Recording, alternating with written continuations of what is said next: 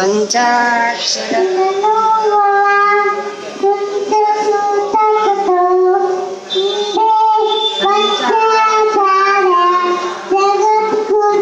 विश्वेश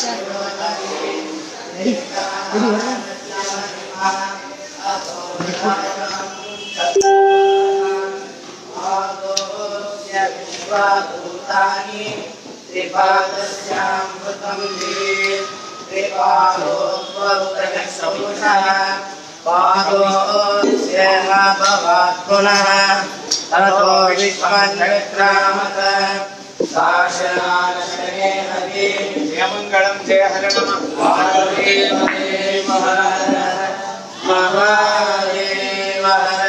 श्रीमद्गुरु पंचाचार्य महाराज की जय। आशीर्षालाक्षी अन्नपूर्णा समेत विश्वनाथ भगवान की जय। जगद्गुरु विश्वाराध्य शिवाचार्य महाराज की जय। जगद्गुरु विश्वेश्वर शिवाचार्य महाराज की जय। जय जय मंगलम जय हर नमः पार्वती पतये शिव हर हर महादेव हर।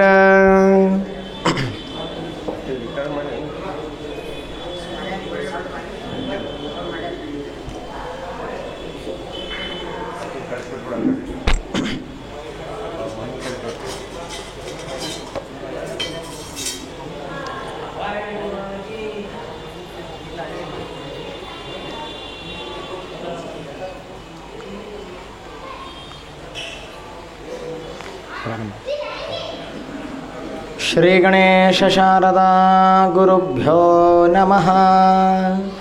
हरः ओम।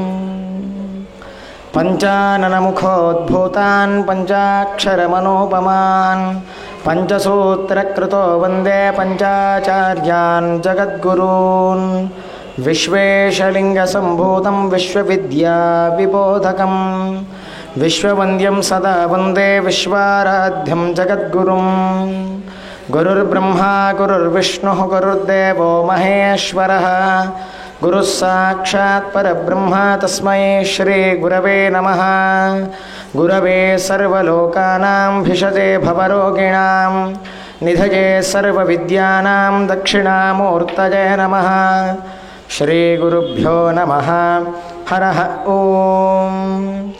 ओम नमः सदसे नमः सदसस्पतये नमः सखीनां पुरोगाणां चक्षुषे नमो दिवे नमः पृथिव्यै सप्रथसभां मे गोपाय ये च सभ्या सभासदः तानिन्द्रियावतः कुरु सर्वमायुरुपासताम्। ओम शांति शांति शांति। श्री श्री श्रीलिंगैक्य जगद्गुरु वीरभद्र शिवाचार्य महास्वामी विरचित शिव पंचविंशति लीलाशतकम्।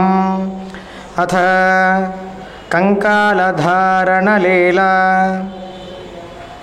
पूर्वं कैटभयं मधो श्रुतिगणान् हृत्वा निमग्नेर्नवे क्षीणेष्वध्वरहव्यकव्यनियमेष्वभ्यर्थितेनामरैः आज्ञाप्तो गिरिशेन दानवरिपुर्मत्स्याकृतिर्वारिधिं गत्वा तं तनुजं निहत्य निगमाल्लब्ध्वा मरेभ्यो ददौ।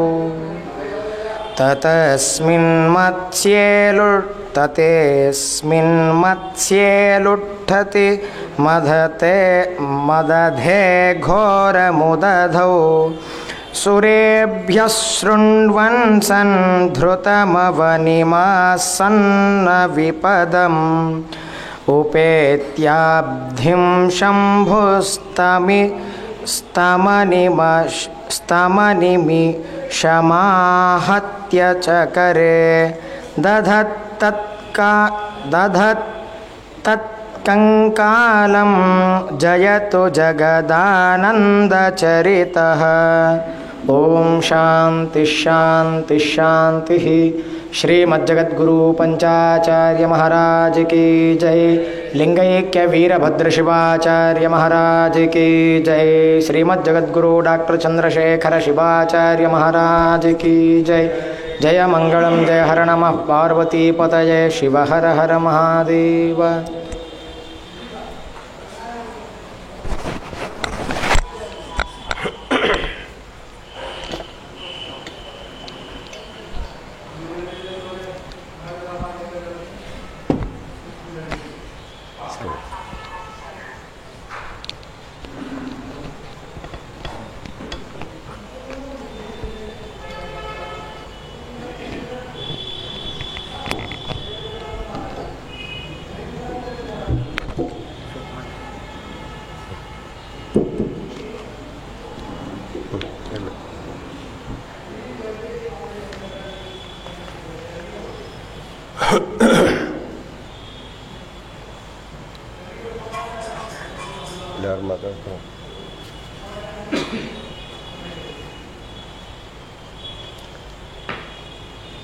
विश्वेशलिंग संभूतम विश्वविद्या विबोधकम विश्ववंद्यम सदा वंदे विश्वाराध्यम जगद्गुरु।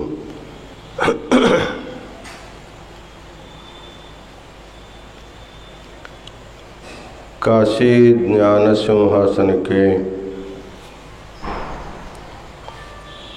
सनातन गुरु परंपरा को अनंत प्रणिपात समर्पित करते हुए इस पवित्र चातुर्मास में लोक कल्याण के लिए ज्ञान महाकुंभ का आयोजन किया गया है।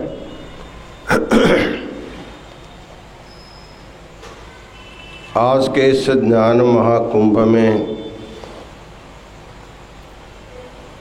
काशी क्षेत्र में अनुष्ठान के निमित्त उपस्थित अंबाजोगाई शंभुलिंग संस्थान मठ के षटस्थल ब्रह्मा शंभुलिंग शिवाचार्य महाराज,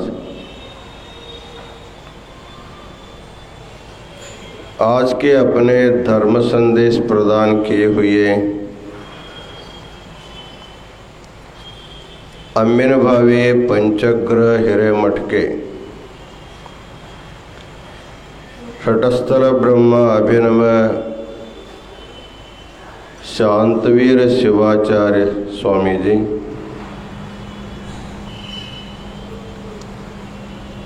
और इस कार्यक्रम का प्रारंभ से अतिशय सुंदर सूत्र संचालन कर रहे बारसे दहीवड़कर मठ के षटस्थल ब्रह्मा गुरुसिद्ध मणिकंठ शिवाचार्य महाराज, काशी विश्वाराध्य गुरुकुल के समस्त विद्यार्थीगण, जंगमवाड़ी महामठ के समस्त सेवक वर्ग, यात्रीगण और माताओं,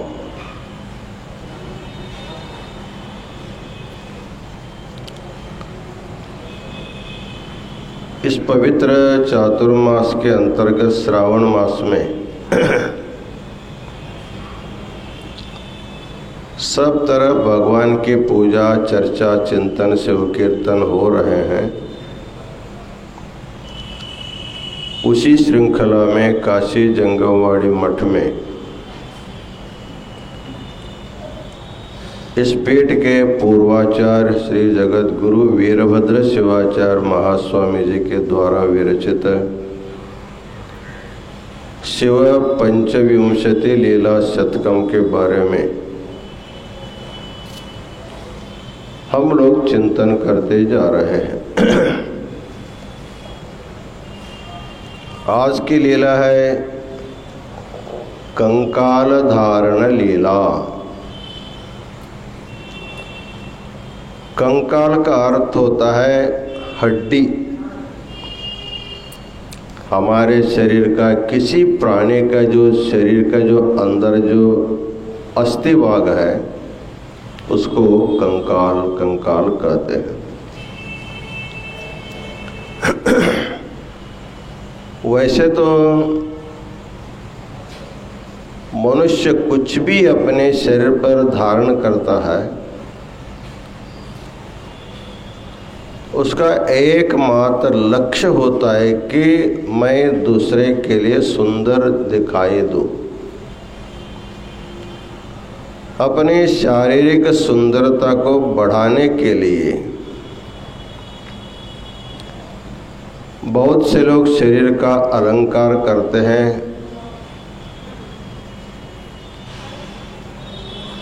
तो अलंकार के जो साधन होते, जो सामग्री होते हैं, वैसे तो अलग प्रकार के होते हैं, लेकिन भगवान शिव के जो अलंकार की जो सामग्रियां हैं वो लोक विलक्षण सामग्री है। कोई सर्प का अलंकार नहीं करता संसार में भगवान शिव को छोड़ करके, और मुंडमाला को अलंकार के रूप में कोई नहीं करता, और कंकाल का तो कौन करेगा। इस प्रकार जो अलंकार के लिए योग्य नहीं है या उससे अलंकृत होने से कोई उतना सुंदर दिखाई भी नहीं दे सकता है, जो भी सुंदर होगा और विकृत दिखाई देगा। तो ऐसी परिस्थिति में भगवान शिव जो है इस प्रकार के लोक विलक्षण अलंकारों से अलंकृत होते हैं। लेकिन हमारा कहना इतना है, भगवान जो सुंदर है ये अलंकारों के कारण सुंदर नहीं, वो स्वतः सुंदर होने के कारण जो भी धारण करेगा वो सुंदर ही दिखाई देता है। इसलिए इस प्रपंच में सुंदर व्यक्ति कौन है? शरीर का सौंदर्य तो क्षणिक होता है, कुछ समय तक शरीर सुंदर दिखाई देगा, बाद में जब वृद्धावस्था आएगी सौंदर्य तो चला जाता है।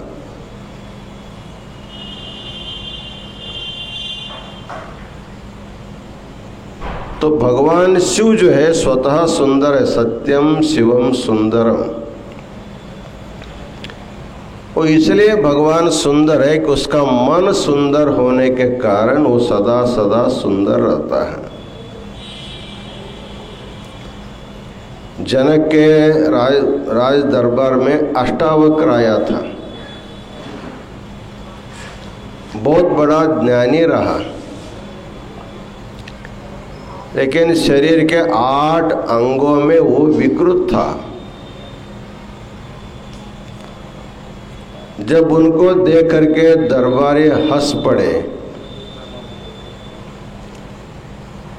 उनको देखने के बाद जब उनका हंसना बंद हुआ तब अष्टावक्र उनसे भी जोर जोर से हंसने लगे। सबको आश्चर्य हुआ। हम लोग इनके देह के विकार को देख करके हंस रहे हैं,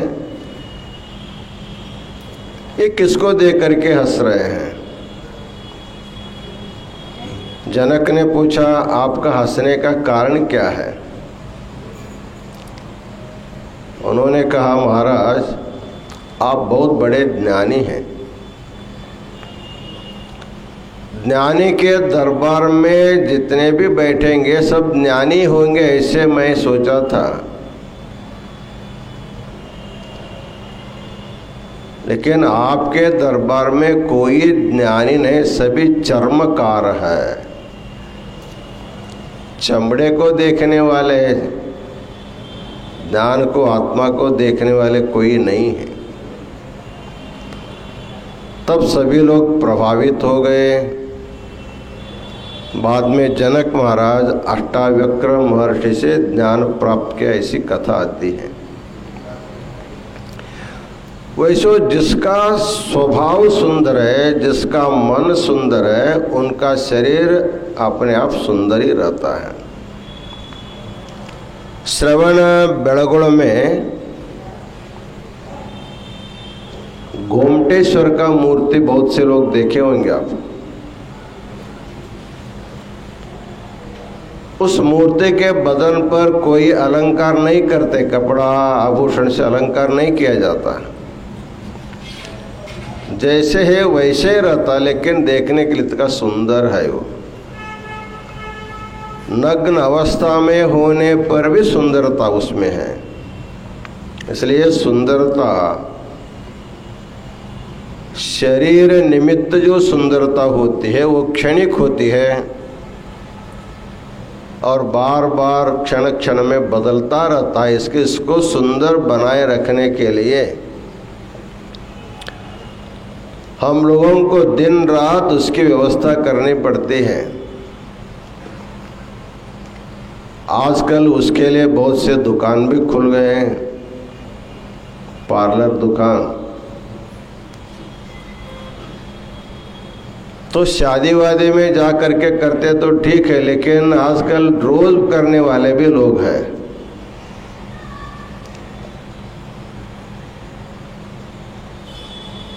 तो ये जो बाह्य सुंदरता है, कितना करने पर भी अपने कुरूपता को बाहर वो दिखाई देता, फिर उसको छिपाने के लिए फिर सुंदरता हम लोग करने जाते हैं। लेकिन भगवान शिव जो है स्वतः सुंदर, उनका मन सुंदर है, उनका स्वभाव सुंदर है, वो खुद सुंदरेश होने के कारण वो जो भी अलंकार कर लेते वो उससे भी उनके लिए सुंदर लगता। वैसे भगवान जो है सर्पभूषण होकर भी सुंदर है, गले में रुंडमाला पहन करके भी सुंदर है, और कंकाल धारण करके भी वो सुंदर है। इसलिए यहाँ पर उनके कंकाल धारण की कथा, क्यों भगवान को हड्डी को आभूषण के रूप में धारण करना पड़ा। अभी हमारे शास्त्री जी 2 श्लोकों का गायन किया है। पूर्वं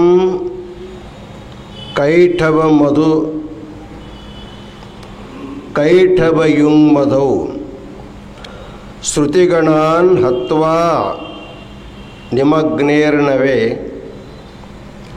क्षीणेष्वद्वर हव्यकव्य नियमेश अभ्यर्थिते तामरैः आद्यप्तो गिरिशेन दानवरिपुर मत्स्याकृतिर्वारिधिं गत्वा तं दनुजं निहत्य निगमान् लब्ध्वा मरेभ्यो ददौ।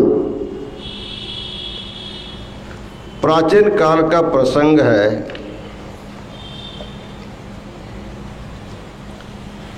प्रायः भगवान शिव ने संसार को सदा सदा प्रबुद्ध करने के लिए, ज्ञान देने के लिए वेदों की सृष्टि किया अपने श्वासोच्छ्वास के द्वारा। उन 4 वेदों को ब्रह्मा जी को सौंप दिया, क्योंकि ब्रह्मा जी भगवान का पहला संतान भी कहा जाता है। उन्होंने तुम्हारी सृष्टि में आने वाले जितने भी जीव जंतु होते उनको प्रबोधन करने के लिए तुम 4 वेदों को तुम्हारे पास रखो। तो ब्रह्मा जी हमेशा 4 वेद अपने पास रख करके उसका सारी सृष्टि में प्रबोधन करता रहा। एक बार सृष्टि जो है प्रलय में है, पानी पानी सब तरफ केवल पानी और कुछ नहीं था, जल प्रलय हो गया।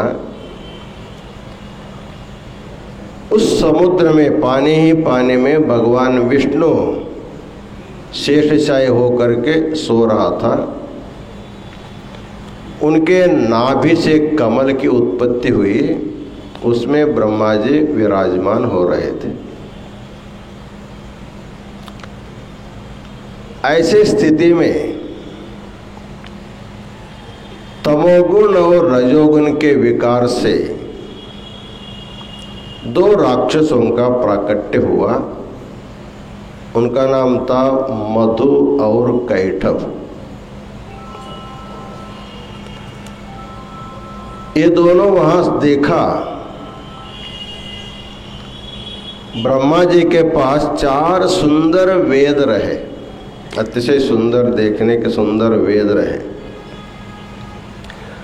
प्राय सुंदर वस्तु के ऊपर सबकी जब दृष्टि जाती है उसको लेने की अपेक्षा होती है, क्या तो चुराने की भी इच्छा होती है।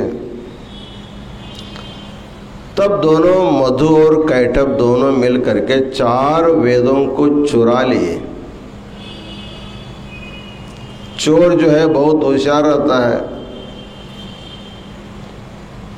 आपके गले का सामान चुरा लेता, आपको पता भी नहीं लगता। कभी कभी भीड़ भाड़ में आपकी जेब कट जाती है, पैसा सारा का सारा चला जाता, आपको कुछ भी पता नहीं लगता। इसलिए चोर का हाथ जो है बहुत साफ होता है।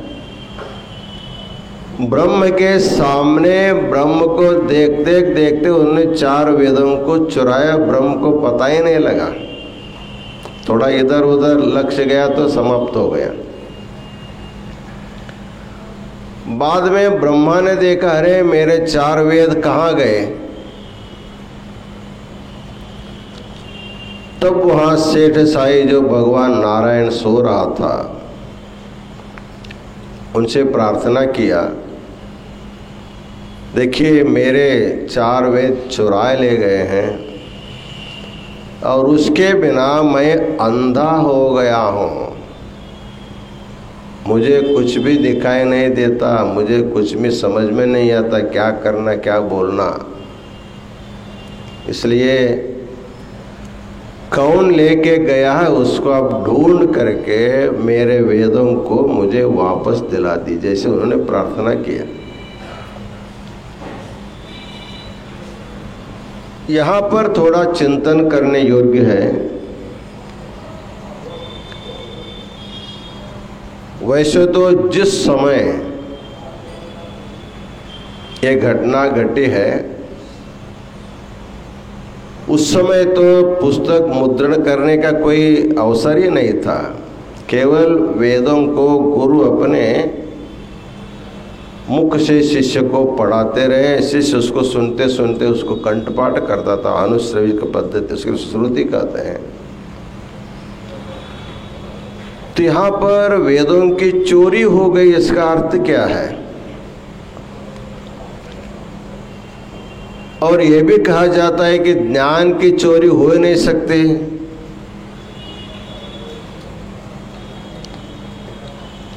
विद्या को भाई लोग बांट नहीं सकते, विद्या को चोर नहीं चुरा ले जा सकता, और विद्या के ऊपर राज का कोई कर का भार भी नहीं होता। व्यये कृते वर्धत एव नित्यम विद्याधनम सर्वधन प्रधानम। तो विद्या, वेद का अर्थ होते ज्ञान, वेद का अर्थ होता है विद्या, ज्ञान, सबसे श्रेष्ठ ज्ञान। तो जिस सामान्य ज्ञान को भी कोई चोर चुरा नहीं ले जा सकता है, तो इन 4 वेदों के ज्ञान को मधु और कैटभ कैसे चुरा ले गए? इसका अर्थ है उनको बताया गया, ये जो दोनों थे ये दोनों रज और तमोगुण के ही द्वारा इनकी उत्पत्ति हुई है। रज तमो गुणों के द्वारा इनकी उत्पत्ति होती है। तो रज और तमो गुण में षड विकारों को निर्माण करने का सामर्थ्य है। काम येष क्रोध येष रजोगुण समुद्भवः। गीता में भगवान ने कहा है जो काम क्रोध लोभ मोह मद मात्सर्य जो अरिषड वर्ग है ये रजोगुण के कारण निर्माण होते हैं। जिस व्यक्ति के पास रजोगुण है उनमें ये षडगुण रहते ही है। इसलिए रज तमो गुणों को कम करके सत्वगुण जब हमारे पास बढ़ेगा तभी हमें काम क्रोधों से मुक्त हो सकते। सत्वात् संजायते ज्ञानम। तो शास्त्रों में यह भी कहा गया है कि रत्न को ज्ञान रत्न को अपहरण करने वाले भी है। काम क्रोधश्च लोभश्च देहे तिष्ठन्ति तस्कराः ज्ञान रत्नापहाराय तस्मात् जाग्रत जाग्रत। ज्ञान की चोरी होती नहीं ऐसा नहीं, ज्ञान की भी चोरी होती है। तो ज्ञान को कौन चुरा लेता है? हमारे में जो अरिषड वर्ग है, जो रज और तमो गुणों के द्वारा हमारे में जिसका प्राकट्य हुआ है वही रज और तमोगुण जो है हमारे में रहने वाले उत्कृष्ट ज्ञान को चुरा लेते हैं। इसलिए कहा गया है कि तस्मात् जाग्रत जाग्रत। तुम अपने ज्ञान रत्न की रक्षा करने के लिए हमेशा तुमको जागरूक रहना पड़ता है। किस समय ये विकार आकर के आपको ज्ञान के ऊपर पर्दा डाल देंगे, आप ज्ञान को भूल जाएंगे और सामान्य व्यक्ति के जैसे आप भी गलतियां कर बैठते हैं। इसलिए बलवान इंद्रिय ग्रामो विद्वांसम अपि कर्षति। काम क्रोधों के द्वारा अधीन जो इंद्रियां हैं ये बड़े बड़े ज्ञानियों को भी हर के ले जाते हैं। उनके द्वारा भी जो निषिद्ध कर्म जो है हो जाता है। इसमें काशी में एक बहुत बड़े विद्वान थे, पंडित जगन्नाथ। वैसे तो दिल्ली के दरबार में वास्तान पंडित रहे, बहुत बड़े ज्ञानी, सभी शास्त्रों के वेत्ता रहे। ऐसे उदाहरण भरपूर है, लेकिन एक सैंपल हम आपके लिए दे रहे हैं। तो जगन्नाथ पंडित को दिल्ली का जो बादशाह था उन्होंने बहुत प्यार से उनको अपने दरबार में रखता था। आशु कवि होने के कारण वो बहुत सुंदर सुंदर कविता रचा करके राजों को सुनाता रहा। एक दिन राज दरबार में राजा अपने दरबारियों के साथ बैठा था। उस समय राजा ने पानी लाने के लिए अपने सेविका को बुलाया। वो सोने के पात्र में ठंडा पानी लेके आई और बैठे हुए सबको पानी पिलाया। वापस जाते समय उस घट को, जो पानी का जो घट था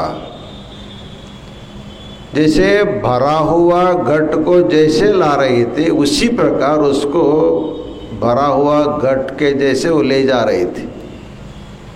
मतलब जाते समय पानी खाली हुआ ऐसे लोगों को नहीं लगता था, इसमें कुछ है ले जा रहे ऐसे लगता था। इसको देखने के बाद राजा के मन में विचार हुआ, जगन्नाथ इसको कैसे वर्णन करेंगे। जगन्नाथ एक घट खाली है कि भरा हुआ है, लेकिन ये जो जा रही है लेकर के भरा हुआ घट ले जा रहे, ऐसे हमको लगता है कि खाली है कि भरा हुआ है। उन्होंने कहा महाराज ये भरा हुआ है, आते समय पानी से भरा था और जाते समय उस घट में यहाँ जितने हम लोग बैठे हैं ना, हमारे सभी लोगों के मनोवृत्ति को उसमें भर के ले जा रहे हैं, अर्थात सबका लक्ष्य उनके तरफ गया, इसका अर्थ होता है।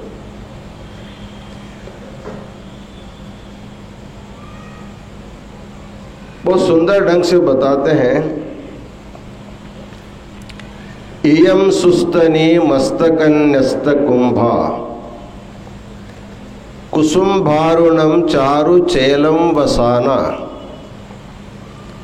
समस्तस्य लोकस्य चेतः प्रवृत्तिम गृहीत्वा घटे न्यस्य यातीव भाति। उनका वर्णन किया शरीर सौंदर्य का। कहते हैं कि हम सभी लोगों के चेत वृत्ति को, मनोवृत्ति को गृहीत्वा घटे न्यस्य यातीव भाति, समा हमारे सभी लोगों के मन को इसमें घट में भर करके ले जा रहे हैं। इसका अर्थ होगा सबका लक्ष्य मन उसके तरफ खींचा गया, ऐसा उसका अर्थ हुआ।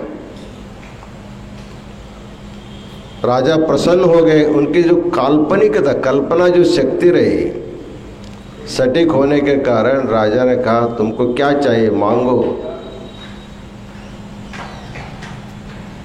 तुष्टो राजा ग्रामम एकम ददाते। जब राजा प्रसन्न हो जाते हैं तो जो कुछ भी दे सकता है। सबके लक्ष्य जैसे उस लवंगी के तरफ गया था, वैसे इनका भी लक्ष्य गया था जगन्नाथ का। एक ब्राह्मण तो वो यवन कन्या थी, तुमके क्या चाहिए मांगो। उस समय बोलता है नयाचे गजालिम नवावाजे राजिम न वित्तेषु चित्तम मदीयम कदाचित इयम सुस्तनी मस्तकन्यस्त कुंभा लवंगी कुरंगी द्रुगंगी करोतु। मुझे कुछ नहीं चाहिए, जो लवंगी है मुझे अंगी करो तो, मुझे स्वीकार करें, यही हमारे लिए पुरस्कार है। राजा ने कहा तुम तो ब्राह्मण है, विद्वान है, पढ़े लिखे हो, ये तो यवन कन्या है। उन्हें कहा यवनी नवनीत कोमलांगी शयनी यदि लभ्यते कदाचित अवनी तलमेव साधु मन्ने नवनी माघवनी विनोद हेतु। वो बोलता है महाराज मुझे इंद्र का नंदन वन देंगे भी मुझे उतना आनंद नहीं होगा, मुझे लवंगी चाहिए। बाद में उनके साथ शादी हो जाती है। उसके बाद समाज में उनका तिरस्कार होता है। आजकल तो चलता है अंतर्जातीय विवाह करने के लिए उतना ख्याल नहीं करते, लेकिन उस समय का जो समय था वो अत्यंत वर्णाश्रम पद्धति का समय होने के कारण ब्राह्मण समाज के लोग उनको तिरस्कार कर दिया, अपमानित हुआ। अपमानित होने के बाद कहते हैं अपमानित होके रहने की अपेक्षा मर जाना सबसे अच्छा बात बताते हैं। गलती तो हो गया, भावावेश में आकर के अपने ज्ञान को भूल गया। हमारा कहने के तात्पर्य है जो रजोगुण का जब आविष्कार हो जाता है, वासना मन में आ जाती है, तो वासना ज्ञान के ऊपर पर्दा डाल देती है, ज्ञान को चुरा ले जाती है। उस समय अज्ञानी के जैसे मनुष्य को व्यवहार करना पड़ता है। बाद में अपमानित होने के बाद जगन्नाथ जी काशी आते हैं। काशी में इनके बहुत प्रसिद्धि रही, इनके ग्रंथों को विद्वान लोग घर घर में पढ़ाते रहे उस समय। लेकिन काशी के विद्वानों को जब मालूम पड़ा जगन्नाथ पंडित यवन स्त्री के साथ विवाह किया है, तो यहाँ के लोग भी उनको तिरस्कार किए। फिर मेरा जो पाप हुआ अनजान में, जो भावनावश में जो मुझे पाप हो गए, उसका निवारण कौन करेगा? मेरा शुद्धिकरण कैसे होगा? बाद में वो गंगा तट पर आते हैं, अत्यंत भक्ति से वो कहते हैं का इस संसार में जितना भी पापी व्यक्ति होगा उसके पाप धुलाने वाले माँ गंगा तुम अकेली हो। इसलिए जाने अनजाने मेरे द्वारा जो भी हुआ है उसको आप सबके सामने मुझे पवित्र करके मुझे मुक्त कर दो। कहा जाता है 50, 52, 53 सीढ़ी नीचे गंगा बहती रही। सबसे ऊपर के सीढ़ी पर बैठ करके जगन्नाथ जी जब एक एक श्लोक करते गए, उनका श्लोकों का संग गंगा लहरी के नाम से प्रसिद्ध है। एक एक श्लोक के बाद एक एक पैरी जो है, एक एक सीढ़ी गंगा बढ़ते ऊपर आई। और अंतिम श्लोक बोलते समय जैसे अभी बाढ़ में गंगा बढ़ते बढ़ते आती है, वैसे उस समय बिना बारिश के गंगा में बाढ़ आई और बढ़ते बढ़ते ऊपर आकर के लवंगी और जगन्नाथ के ऊपर पूरा बह करके उनको पवित्र करके चली गई। ऐसी एक कथा है। यहाँ कहने का तात्पर्य इतना था कि वेदों की चुराई हो गई। इसका अर्थ है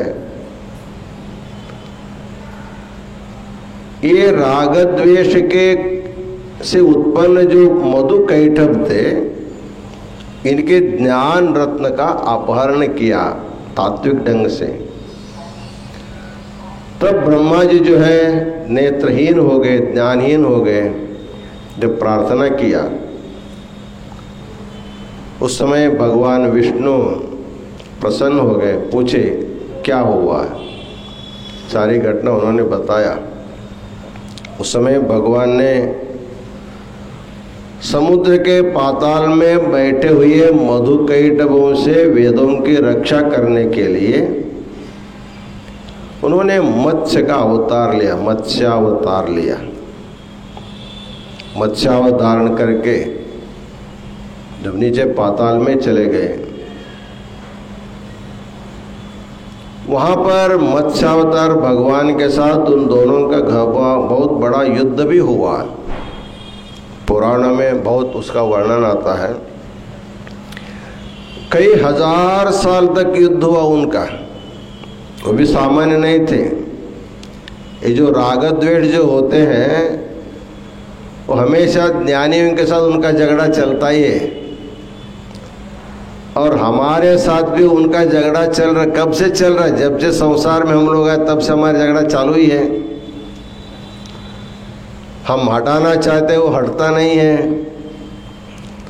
राग द्वेष रूपी जो कैटभ मधु कैटभ है, सभी व्यक्ति साथ उसका रोज झगड़ा चलता ही रहता है। वैसे भगवान विष्णु के साथ भी हजार हजार साल तक दोनों का युद्ध हुआ। युद्ध होने के बाद न किसी का हार हो रहा है न किसी का जीत हो रहा है, ऐसे चलता रहा।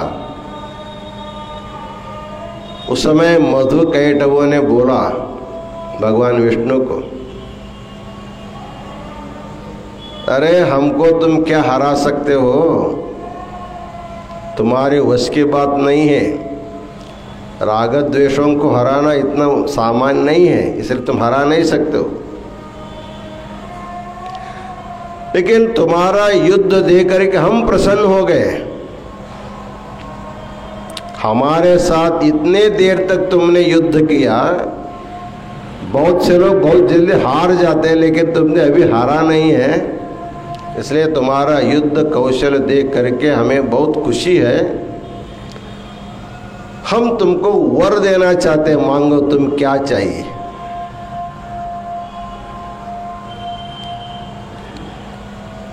भगवान विष्णु ने कहा, मुझे तुम वर दोगे?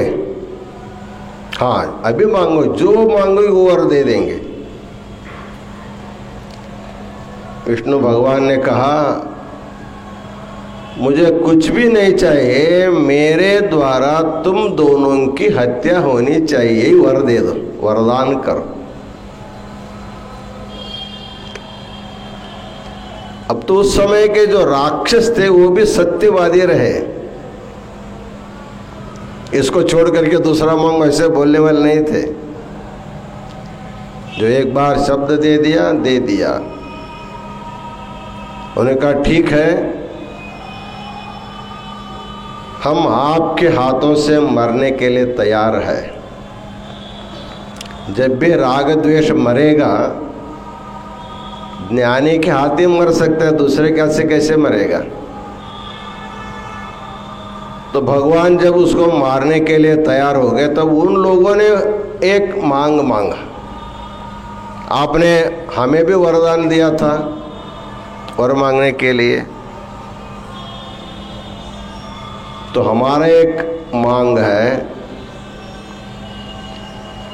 कि भी सारे परिसर जो है पानी से भरा हुआ है, हमको वहाँ मारो जहाँ पानी नहीं है। वो भी चालू किया, जब पानी है तो हमको मारी नहीं, रूप से बढ़ाया। वो दोनों राक्षसों का जो शरीर था बहुत विशाल काय होता, दोनों को आराम से अपने गोद पर बैठने जैसे अपने गोद को बहुत विस्तार से बनाया और बोला, आओ तुम लोग मेरे गोद में सो जाओ। बाद में दोनों सो गए। भगवान ने मधु कैटवों को नष्ट कर दिया, मधु कैटवों को संहार कर दिया। जब राग द्वेष को संहार करने, एक आदमी को राग द्वेष का जब संहार करता है, राग से मुक्त हो जाता है, उनके मन में एक प्रकार अभिमान आता है, जो असाध्य मैंने साध्य किया। राग द्वेष को जीतना किसी का वश की बात नहीं है, फिर भी मैंने जीता, ऐसा हर एक आदमी के मन में एक प्रकार का अभिमान होता है। इसलिए कभी कभी ज्ञानी के मन में भी अभिमान होता है, तो अभिमान के कारण उनको फिर जो है दुख भोगना पड़ता है। तब भगवान विष्णु, जो मत्स्यावतारी भगवान विष्णु था, उनके मन में बहुत बड़ा अभिमान है, मैंने मधु कैटवों को मारा, मैंने मधु कैटवों को मारा। उस अभिमान में धुंध हो करके समुद्र में इधर से उधर, उधर से इधर जो है तबाही मचा दिया, अर्थात एक प्रकार का सुनामी निर्माण कर दिया। समुद्र में सुनामी निर्माण किया। समुद्र के पानी कितनी बहुत ऊंच ऊंच लहरें उठने लगी, प्राणी मरने लगे। जलचर प्राणी को जीना मुश्किल हो गया।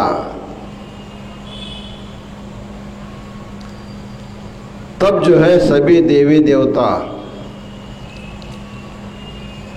भगवान शिव से प्रार्थना किया।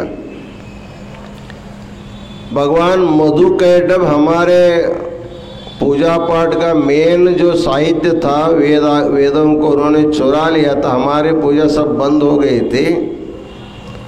अब वेद आ गए लेकिन भूमि बचेगी नहीं तो फिर हमारी पूजा कैसे होगी।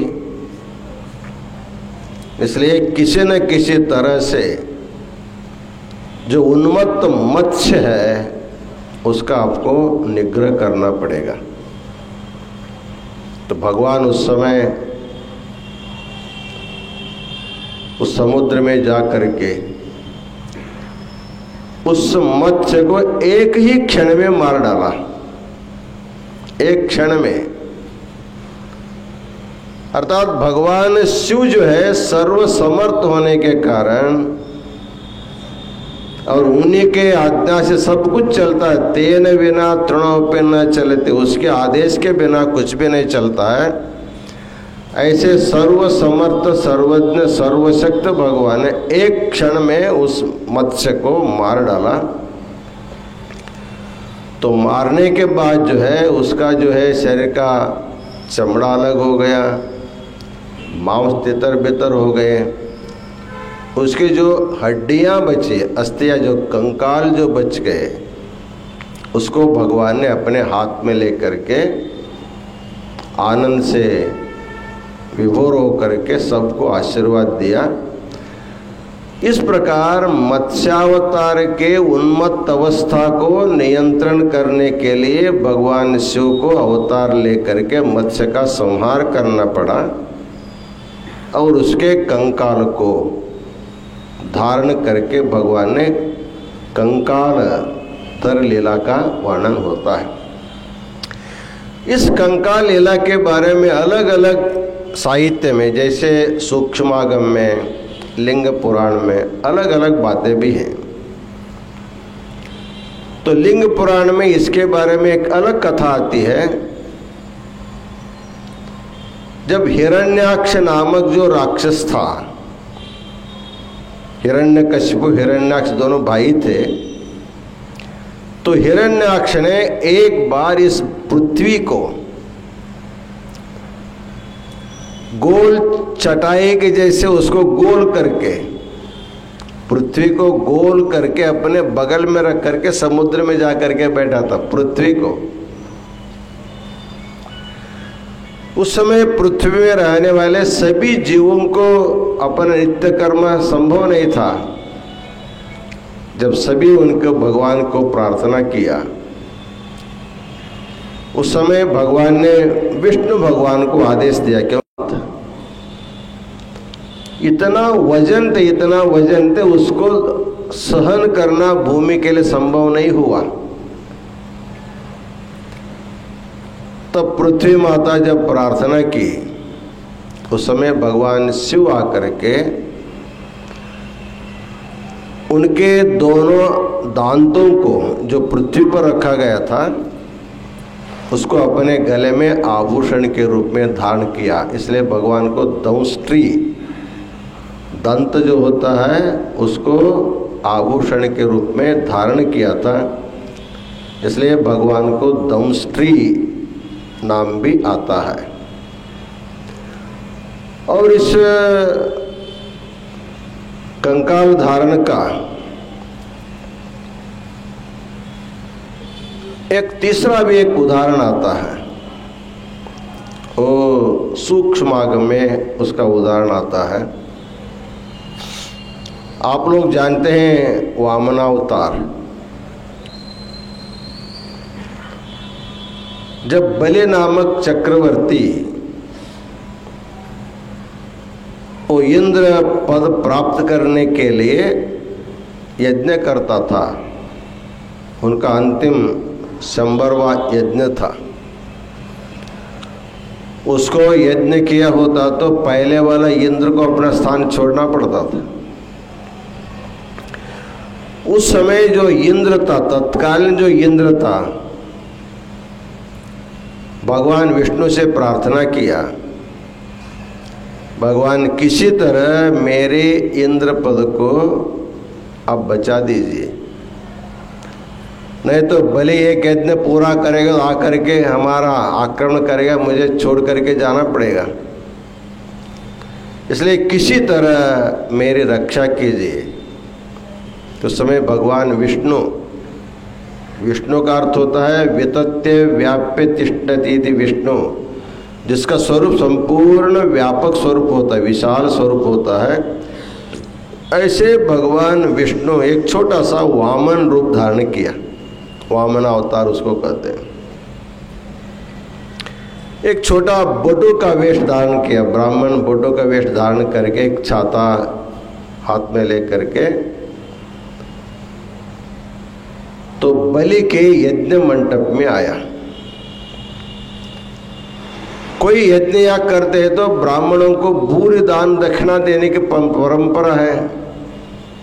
भूदेव तो ब्राह्मण होते हैं, उनको दान देने से देवता प्रसन्न होती है। तो दान देने के लिए बहुत से लोग आए थे, उसमें ये भी आया वामन, भगवान वामन भी वहाँ आया दान लेने के लिए। देखने के लिए सुंदर भगवानी बालक के बन के आया था। तो उन्होंने राजा उनको देख करके प्रसन्न होकर के नमस्कार किया। बटू तुमको क्या चाहिए, क्या मांगते हो? उन्होंने कहा मुझे कुछ नहीं चाहिए, मेरे जो पैर है इसके नाप के 3 पग भूमि मुझे चाहिए, 3 पैर भूमि। राजा बलि को थोड़ा सा कैसे तो भी लगा, अरे इतने बड़े यज्ञ में आया है, तुम 1000 एकड़ जमीन मांगो और घोड़ा गाड़ी मांगो, सोना चांदी मांगो, ये तुम केवल पैर रखने के लिए 3 पैर जमीन लेकर क्या करोगे? उन्होंने कहा मुझे इतना ही दे दीजिए बस, और कुछ नहीं चाहिए। उनके जो आचार्य थे शुक्राचार्य, उन्होंने देखा अरे तो ये भगवान विष्णु मेरे शिष्य को यज्ञ का फल न मिलने के लिए कुछ प्रयत्न कर रहा है। और जा करके अपने शिष्य को बताया, बलि को, शुक्राचार्य ने, ये तो छोटा बालक नहीं है, ये तो भगवान विष्णु है। बोलने से थोड़ा मांगता है, बाद में लेते समय बहुत कुछ ले सकता है तुम्हारा, इसलिए मत देना। उन्होंने कहा मैंने एक बार देने का वचन दे दिया है, वाग्दान देने के बाद वस्तु दिया ही जैसे होता है, बाद में उससे इधर उधर नहीं हो सकते। इसलिए मैं मेरे वचन से विमुख नहीं होऊंगा, मैं जो देने के लिए शब्द दिया मैं अवश्य दूंगा। तो वामन ने कहा आप कमंडल में पानी लीजिए, दान कर दीजिए, संकल्प छोड़ दीजिए। जैसे कमंडल से उनके हाथ में पानी डालने गए, उस समय शुक्राचार्य ने सोचा अभी तो कुछ न कुछ करके रोकना चाहिए। तो जा करके छोटा सा रूप धारण करके कमंडल के तोटी में बैठ गया, जहाँ से पानी गिरता है वहाँ बैठ गया, पानी न गिरे ऐसे व्यवस्था किया। कितना झुकाने पर भी पानी नहीं गिर रहा है। ये वामन को मालूम हुआ, उन्होंने कहा इसमें कुछ कचरा बैठा है, इसको एक दर्भ कूच ले करके इसको साफ करो। तब बलि ने एक दर्भ कूच ले करके उसमें जब डाला, वो शुक्राचार्य के आंख में चला गया, तुरंत हट गया, वहां से पानी गिर गया, संकल्प हो गया। तब से शुक्राचार्य जो है एकाक्षी बन गया।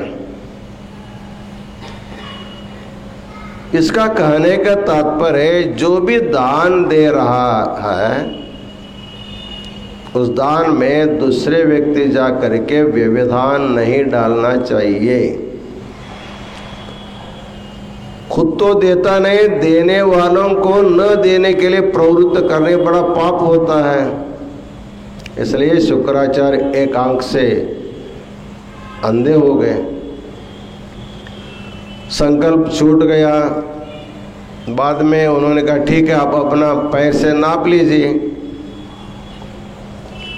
उन्होंने एक पैर से जितने भी नीचे के भूमि से नीचे तक लोग सबको उसको व्याप लिया। एक पैर से ऊपर के 7 लोगों को, एक पैर से नीचे के 7 लोगों को, पूरा 14 से चतुर्दश बोनों में दोनों पैरों से नाप ले लिया। बोला 2 नाप से पूरा मेरे हाथ में आए, तीसरा पार मैं पाद कहाँ रखूं? उन्होंने कहा मेरे मस्तक पर रखिए।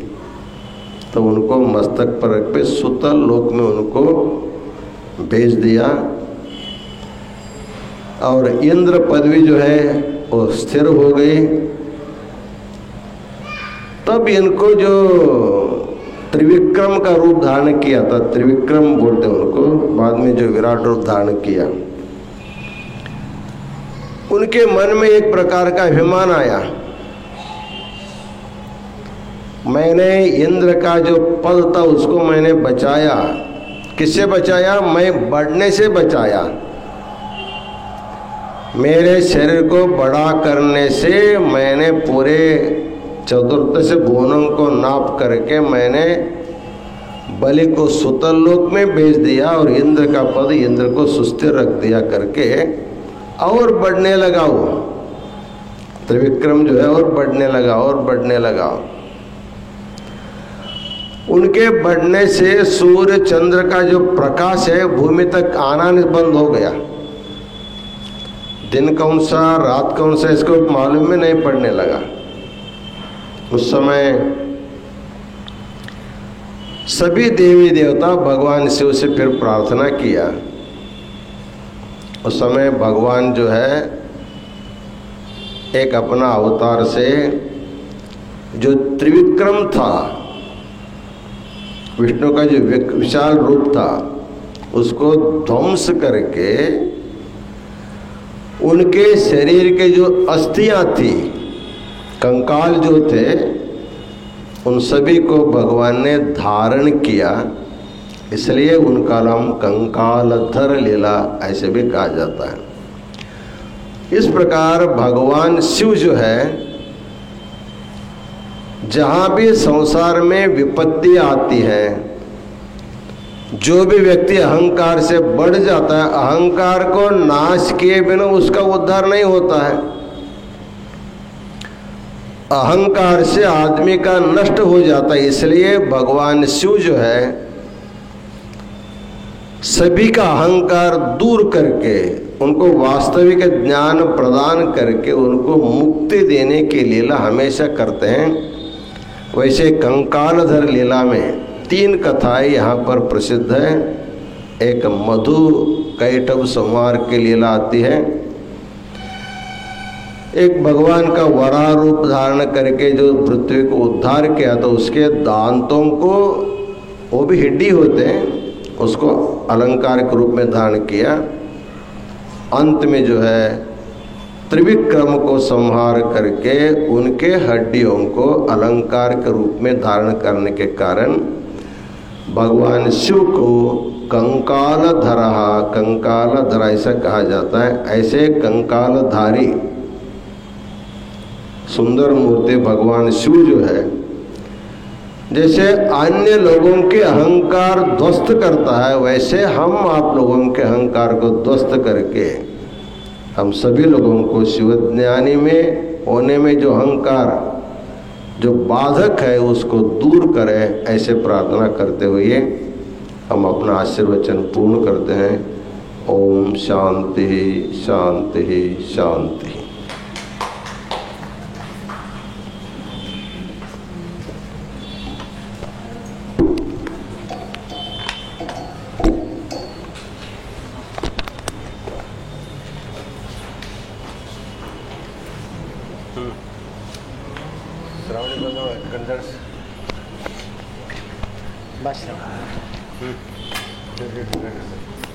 जय मंगलम जय हर नमः पार्वती पतये शिव हर हर हर महादेव हर।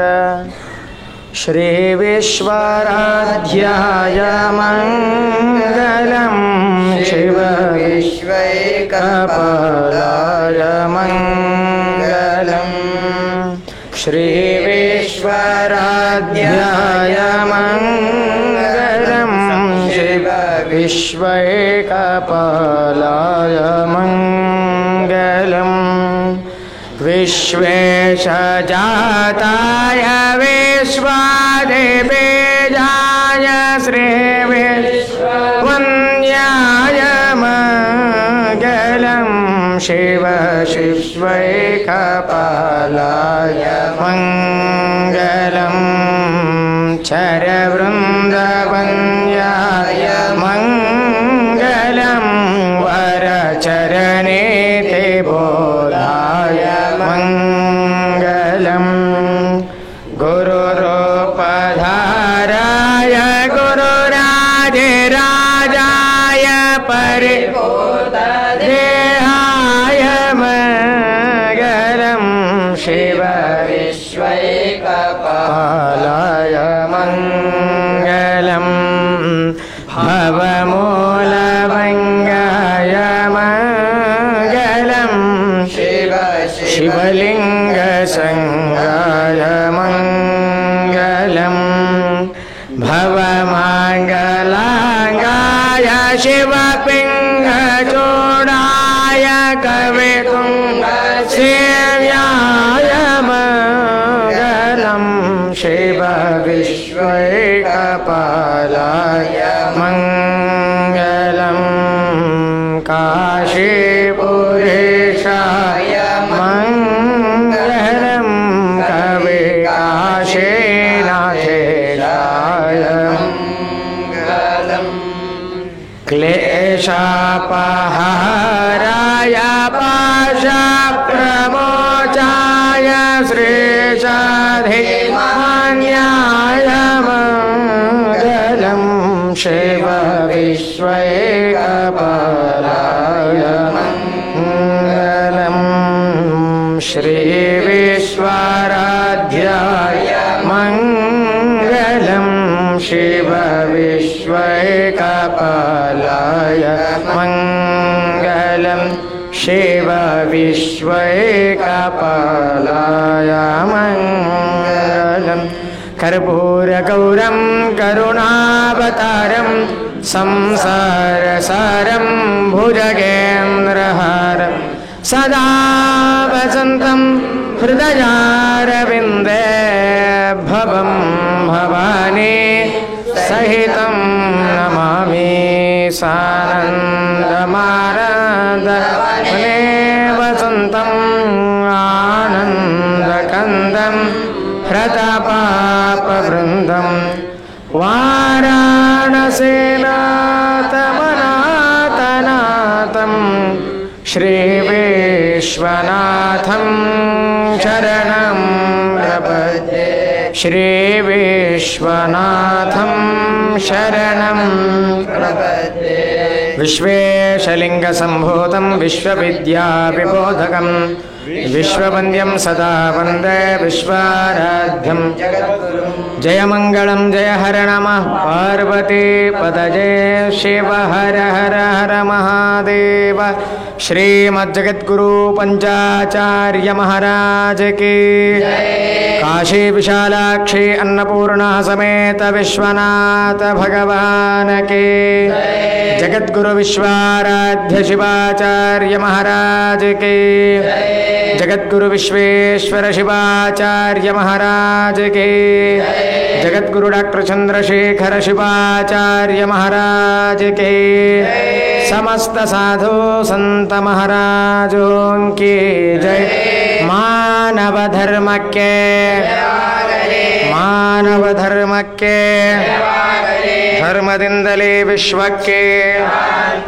धर्मದಿಂದಲೇ ವಿಶ್ವಕ್ಕೆ ವಂದೇ ವಂದೇ जय मंगलम जय हर नमः पार्वती पतये शिव हर हर हर महादेव हर। नारं वा परमोपकारमिदं द्वेकं पशूनां पते पश्यन् कुक्षिगणांश्च राचरगणान् बाह्यस्थितान् रक्षितुं सर्वमर्त्यफलादनौषधमिति ज्वालाकरं भीकरम् निक्षिप्तं गरणं गजेन गलितं नोद्धीर्णमेव सजा निक्षिप्तं गरणं गजेन गलितं नोद्धीर्णमेव सजा हरः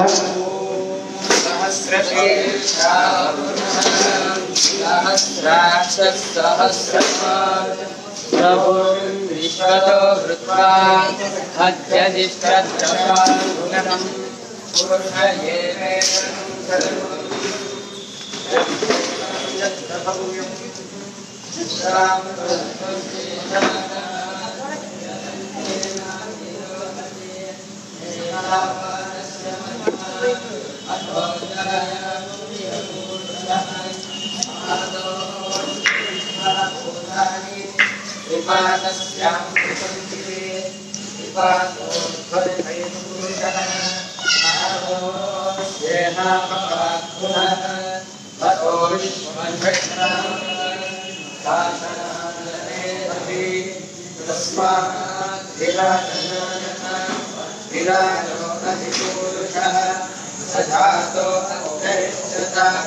पश्चात्तो विमतो पुरः यत्पुरुषेण अभिषा देवा यज्ञमतन्वता असन्तो अस्य